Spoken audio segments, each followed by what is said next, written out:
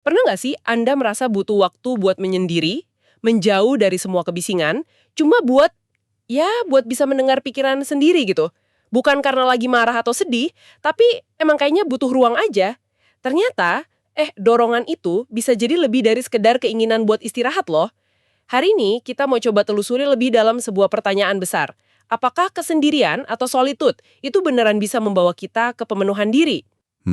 Ini pertanyaan yang krusial banget sih, apalagi zaman sekarang. Di dunia yang seolah-olah nuntut kita buat selalu on, selalu terhubung, memilih buat off sebentar aja itu rasanya udah kayak tindakan yang radikal ya.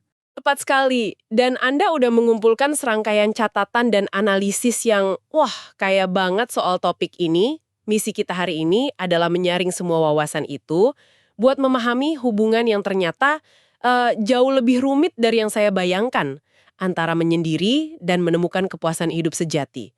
Kita bakal bongkar kapan kesendirian itu jadi kekuatan super dan kapan malah bisa jadi bumerang. Mari kita mulai bedah bareng-bareng. Tentu, perjalanan ini bakal bawa kita ke dalam diri kita sendiri, jadi mari kita lihat apa yang kita temukan. Oke, kita mulai dari fondasinya dulu ya.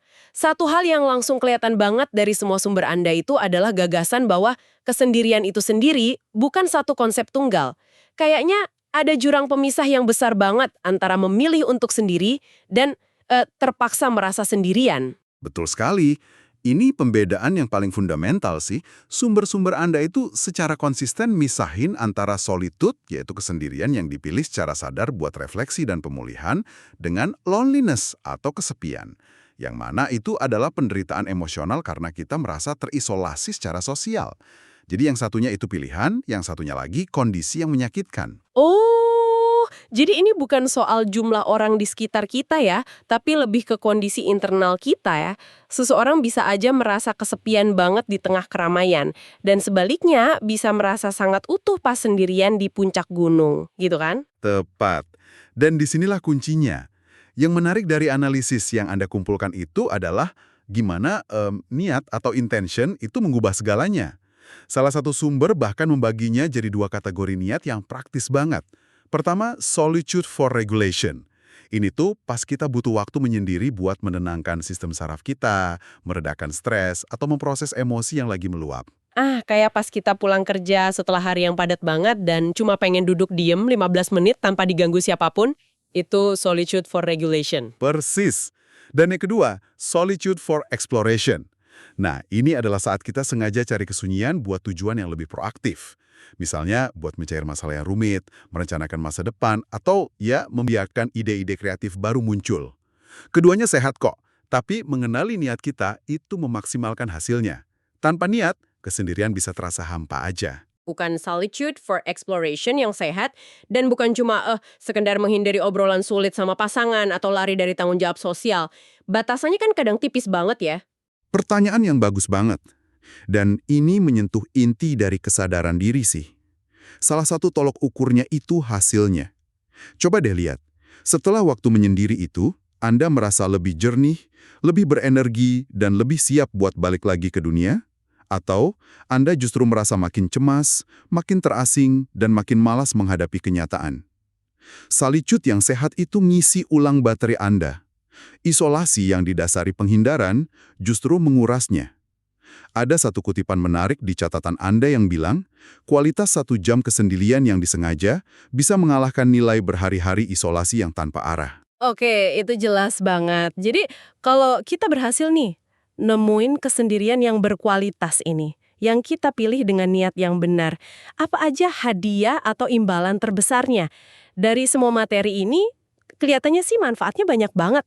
Tapi saya penasaran, dari sudut pandang Anda, mana manfaat yang paling sering disalahpahami atau paling sulit dicapai orang-orang? Itu pertanyaan menarik. Manfaat yang paling sering disebut itu kan peningkatan kesadaran diri dan itu memang benar. Tapi yang menurut saya paling transformatif, tapi sering diabaikan, adalah kemandirian emosional. Di dunia yang penuh notifikasi dan likes ini, kita secara nggak sadar terus-terusan cari validasi eksternal. Kita ngukur nilai diri dari respons orang lain. Benar, kita kayak terus-menerus nanya, aku udah cukup baik belum ya? Yang aku lakuin ini bener nggak ya? Tepat. Nah, Solitude yang berkualitas itu memaksa Anda buat melepaskan itu semua. Anda belajar buat duduk dengan pikiran dan perasaan Anda sendiri tanpa perlu persetujuan dari luar. Anda belajar menenangkan diri pas cemas dan memotivasi diri pas lagi lesu. Ini bukan berarti Anda nggak butuh orang lain lagi ya, tapi Anda nggak lagi bergantung sama mereka buat berasa utuh. Anda jadi sumber kekuatan utama bagi diri Anda sendiri. Nah, inilah fondasi ketahanan mental yang sejati. Wah, itu mengubah cara saya memandangnya. Jadi bukan kosong dari orang lain, tapi penuh dengan koneksi ke diri sendiri ya. Oke, selain itu, ada juga soal kreativitas. Ini kan klise yang sering kita dengar. Seniman butuh menyendiri buat berkarya. Tapi apakah sumber-sumber Anda kasih penjelasan yang lebih dalam gitu? Kenapa ini bisa terjadi? Tentu. Dan ini bukan mitos kok. Salah satu catatan, Anda mengutip studi menarik yang menemukan bahwa orang yang sengaja cari kesendirian buat refleksi, itu menunjukkan tingkat kreativitas yang jauh lebih tinggi dalam pemecahan masalah. Yang mengejutkan itu mekanismenya. Ini bukan soal isolasi total, tapi tentang sebuah siklus. Pertama, menyendiri buat membiarkan pikiran bawah sadar bekerja, menghubungkan ide-ide yang kayaknya nggak nyambung, terus balik lagi bersosialisasi, buat menguji, menyempurnakan, dan dapat masukan atas ide itu. Jadi, ide terbaik itu lahir dari tarian antara keheningan dan percakapan. Ningan dan percakapan. Tapi saya juga baca di salah satu artikel yang Anda kasih soal bahaya analisis paralisis, di mana kalau kita kebanyakan mikir sendirian, justru malah jadi kejebak, overthinking, dan akhirnya nggak ngambil keputusan apa-apa. Gimana kita tahu kapan harus berhenti merenung sendirian dan mulai diskusi sama orang lain? Nah, itu sisi baliknya. Dan keseimbangan adalah jawabannya. Aturan praktis yang bagus itu begini. Gunakan kesendirian buat menghasilkan ide dan memperjelas perasaan Anda. Tapi, pas Anda mulai muter-muter di masalah yang sama tanpa ada kemajuan, itu sinyal buat keluar dari gua Anda. Bicaralah dengan teman yang Anda percaya, mentor, atau bahkan tuliskan aja biar bisa dilihat dari perspektif lain. Kesendirian itu untuk divergensi ide, interaksi sosial seringkali untuk konvergensi dan pengambilan keputusan. Itu kerangka yang sangat berguna. Satu poin lagi yang menarik itu soal introvert. Seringkali kan ini dianggap sama, tapi materi Anda membedakannya. Iya, ini penting. Bagi seorang introvert, kesendirian itu bukan sekedar pilihan yang menyenangkan, tapi kebutuhan biologis buat isi ulang energi. Tapi tujuannya bukan buat menghindari dunia selamanya loh. Tujuannya adalah untuk mengisi ulang energi supaya mereka bisa kembali ke dunia sosial sebagai versi diri mereka yang terbaik.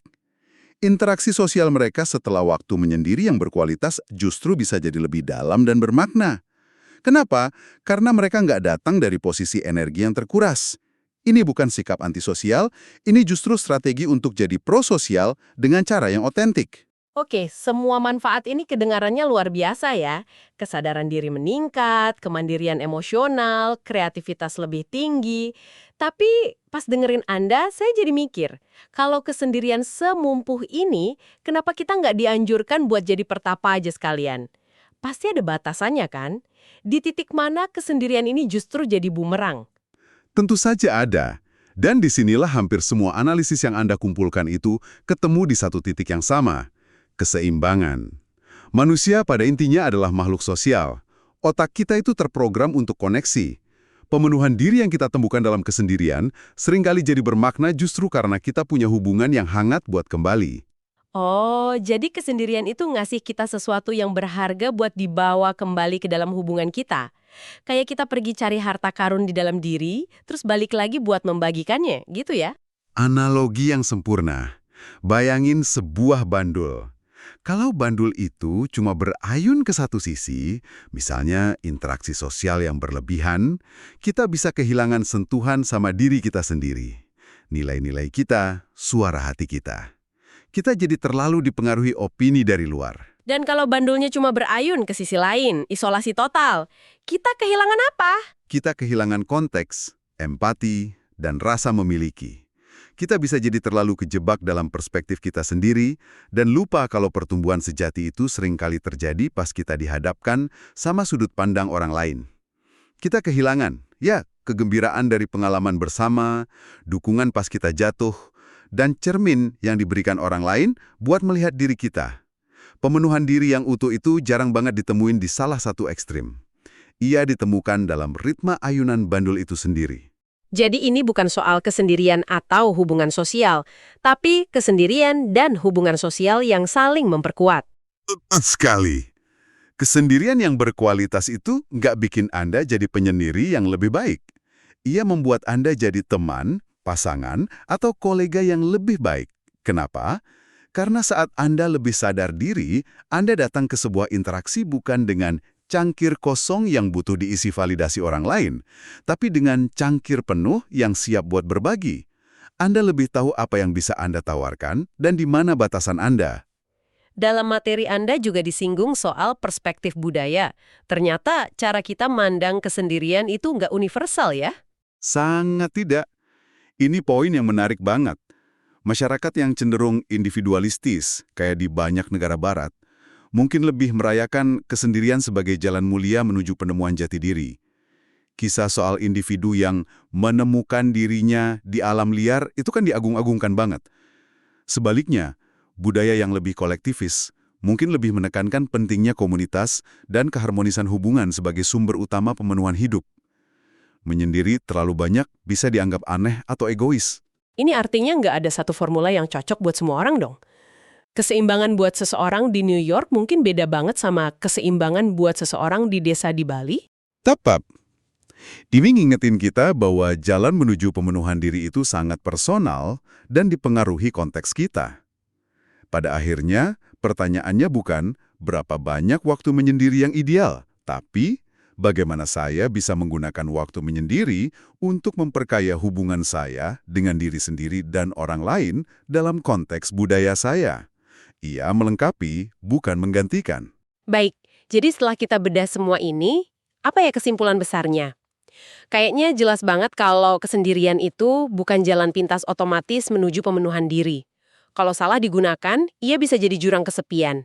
Sebaliknya, ia adalah sebuah lingkungan, sebuah tanah yang sangat subur, di mana benih pemenuhan diri bisa ditanam dan dirawat. Analogi yang pas banget. Dan kayak tanah subur, ia nggak bisa dibiarin gitu aja. Ia butuh dirawat dengan sengaja. Betul, dan dari semua diskusi kita, kunci perawatannya kayaknya ada 3 ya. Niat, apakah untuk menenangkan diri atau untuk eksplorasi? Pilihan, apakah ini keputusan sadar atau keterpaksaan yang menyakitkan? Dan yang paling penting keseimbangan. Bagaimana tarian antara dunia internal dan eksternal kita dimainkan? Pada akhirnya, ini bukan tentang berapa lama Anda sendirian, tapi bagaimana Anda menggunakan waktu itu. Dan apakah Anda punya tempat yang hangat untuk pulang setelahnya? Ada satu gagasan terakhir dalam materi Anda yang mungkin bisa jadi penutup yang kuat. Sebuah ide yang sangat praktis. Gagasannya adalah tentang gimana praktek yang terstruktur itu bisa memaksimalkan manfaat kesendirian. Jadi bukan cuma nunggu momen sunyi itu datang, tapi merancangnya secara proaktif. Oh, ini menarik.